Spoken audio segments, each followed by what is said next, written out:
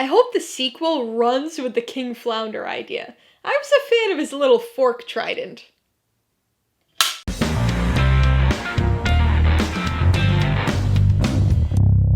Hey everybody, welcome to Mainely Movies. Today I'm going to be talking about Disney's 2023 musical fantasy remake, The Little Mermaid. If you're new here, please consider subscribing for a variety of movie-related content like reviews, rank lists, and trailer reactions. All my reviews include a breakdown of the pros and cons, my rating, and some tailored film recommendations, so be sure to watch through to the end of this video for all of that extra content. The Little Mermaid stars Halle Bailey, Jonah Hauer-King, and Daveed Diggs, and was directed by Rob Marshall. Based on the Hans Christian Andersen fairy tale of the same name, it tells the story of curious mermaid Ariel, who dreams of being part of the human world. The Little Mermaid is the latest Disney film to join the ranks of the live-action remakes. At this point, we've built up quite the catalog of these live-action Disney films, and a lot are remakes of Renaissance-era films. In fact, nearly half of that era's movies have gotten the live-action treatment, and several more of them have been announced. Personally, I've been a bit mixed on these remakes. And to be fair, not all have been genuine remakes. We've had a few sequels, origin stories, and reimaginings thrown in there as well. But The Little Mermaid definitely falls into the actual remake category. And I'm pleased to say that it's one of the better Disney live-action remakes, sticking fairly close to the story, but expanding and adding to it. The Little Mermaid was never one of my favorite Disney films. It kicked off the Renaissance era, which was very much my Disney era, and I saw the movie dozens of times, but I've never connected with it in the way that I did with others, like The Lion King or Mulan. That might partly explain why I like this remake more than some others, but I will say that this played really well at the theater. You might expect that with a bunch of kids, but my screening was mostly women in their 30s who were clearly fans of the original, and they clapped and cheered their way through the entire movie. There are a lot of challenges when it comes to translating an animated film to live action, especially one that's as beloved as The Little Mermaid. But one of the biggest of these challenges is casting the characters, and also, especially in the case of non-human characters, nailing the character design. This film is a bit mixed on the character side of things. I think that casting was pretty decent across the board. Halle Bailey embodies this version of Ariel, and Eric has a bit more personality and emotion to him, so Hauer-King was a good choice for the role. Ursula was always one of my favorite aspects of the original, so I was a little skeptical of the Melissa McCarthy casting, but it turns out that she does a really good job. The animal characters were all decently cast, and this is surely an unpopular opinion, but I thought the biggest pleasant surprise here was actually Awkwafina as Scuttle. To be honest, the only role that felt miscast was King Triton. The character's a bit improved from the original, but Javier Bardem's line delivery felt so stiff and unnatural. Beyond casting, the character designs were a little more hit or miss. The only design that really worked for me was Ursula, who looked cool because of all the bioluminescence, but also exuded her manipulative personality via her ever-moving tentacles. The mermaids are okay, but not as graceful as you'd expect. Really, most of the underwater stuff is visually a bit of a mess. The underwater sequences aren't terrible, but they pale in comparison to the terrestrial sequences, which is the exact opposite of the original for me. Flounder and Sebastian are quite off-putting at first, but as weird as they look initially, I'll admit that I got used to their designs very quickly, and didn't even mind them after a while. When it comes to Disney movies, especially during the Renaissance era, music has always been king. So how do we fare musically here? The old material is still good. As is always the case with these remakes, none of the new versions of the old songs surpass the originals, but they're all decent takes on them at least. Bailey's singing is very strong, but I think maybe her voice is actually a little too trained for this role. She sounds great, but the vocal runs and flourishes she adds to the song seem a little more attuned to Broadway than they do for this movie. It all feels very performative rather than natural within the context of the scenes. The Sebastian-led songs are definitely the highlights here, but to be fair, that was always the case for me. The music starts to falter when it comes to the new stuff. It's not that these new songs are bad, they just feel exceptionally unnecessary. Eric's song is the only addition that feels reasonable for the story, but its melody and hook-lacking composition feel bland compared to the original songs. Scuttlebutt, on the other hand, is memorable, but the very Lin-Manuel Miranda style feels a bit out of place within the story. And then the other new songs are just strangely inserted. There are a few Ariel songs that she sings when she doesn't have a voice. I get that it's supposed to be an internal monologue thing, but it seems like a massive stretch just to stick some more Bailey-led songs into the film. Like all the live-action remakes, the runtime has been significantly inflated. The brief 83-minute runtime of the original is expanded by more than 50 minutes here. Although the new song additions could have been cut to trim this down a bit, I think most of the story-based time addition was worthwhile. Even though this version doesn't make any massive changes or additions, the small tweaks and changes it does make add up, in a positive way. Eric gains a bit of background and has motivations beyond just marriage. Ariel isn't quite as naive as her animated counterpart was, and is interested in land life beyond just Eric. The location change makes sense and works in the context of the story.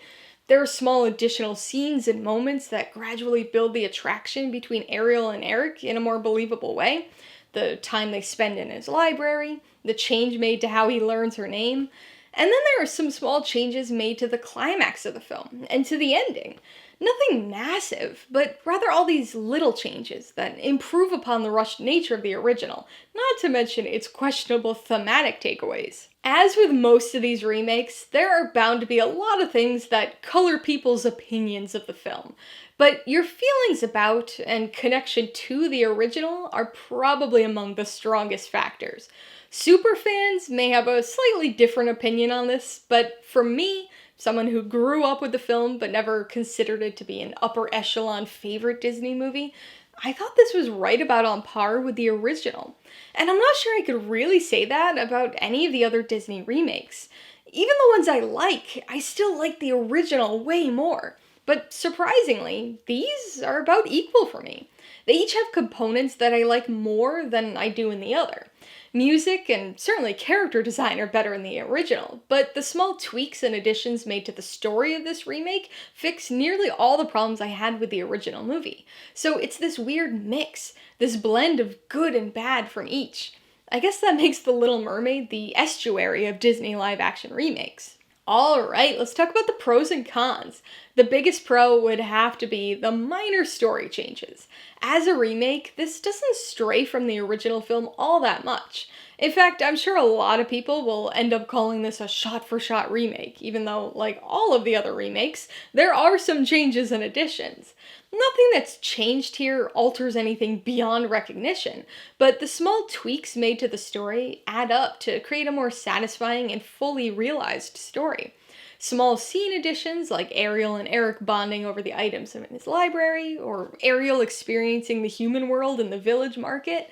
Small changes made to existing scenes, like the showdown with Ursula, that fall more in line with the revised themes. Even slight changes to the end, which provide a bit more closure to story threads and relationships that were left frustratingly dangling in the original film. It's far from a perfect movie, but the story changes here manage to address nearly all the problems I've always had with the original film. On the con side, the biggest issue is the new music. Individually, most of the new songs are okay. Scuttlebutt is a bit irritating, but the other new songs are fine, just lacking in melody or memorability. The old songs, at least the worthwhile classics, are all retained and performed fine. So what exactly is my problem with the new stuff? It's just unnecessary. That could probably be said about many things in a remake, including about the remake itself, but the new songs don't contribute anything beyond added runtime here.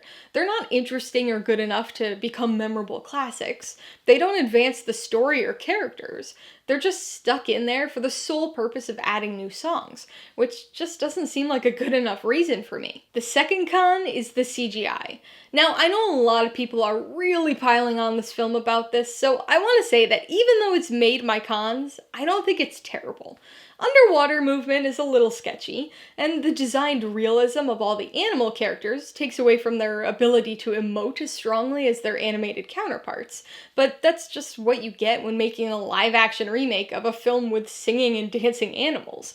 Even though they're a little weird at first, I'll admit that I was surprised by just how quickly I got used to Sebastian and Flounder's designs. Before I give you my rating and recommendations, I want to remind you that if you're interested in buying The Little Mermaid or any of the other films I mentioned today, I do have affiliate links for all of them in the description below. I get a small commission from anything you buy using one of my links, so I'd really appreciate it if you use them if you're in the market for any of these movies. I'm gonna give The Little Mermaid 3 out of 5 paws. It's one of the better Disney live-action remakes, sticking to the story, but tweaking just enough small things to improve the overall takeaway. The CG is strange, and the new songs add unnecessary length, but it improves on nearly all of the story issues I've always had with the original film. I would recommend The Little Mermaid to people who like the original movie, but maybe didn't love it. If you're somebody who's completely against the live-action remakes on principle alone, then you've already convinced yourself you're gonna hate this, so it's probably not worth your time. But if you don't mind giving the remakes a shot, this one might impress you. It hits all the beats of the animated original, but adds a few moments that improve the thematic takeaway of the film. If you liked The Little Mermaid, I would recommend Pirates of the Caribbean: The Curse of the Black Pearl. The story's a bit different, focusing on pirates rather than mermaids, but this first Pirates of the Caribbean movie is another live-action film based on an existing Disney property, and even utilizes a similar backstory for one of its main characters. If you're interested in another strong Disney live-action remake, you might want to watch the 2016 version of The Jungle Book. It's another film that tweaks and expands upon the original story, but this one offers up some extremely impressive CG animation at the same time. And if you liked the story, I'd obviously be remiss not to recommend the original 1989 animated version of The Little Mermaid.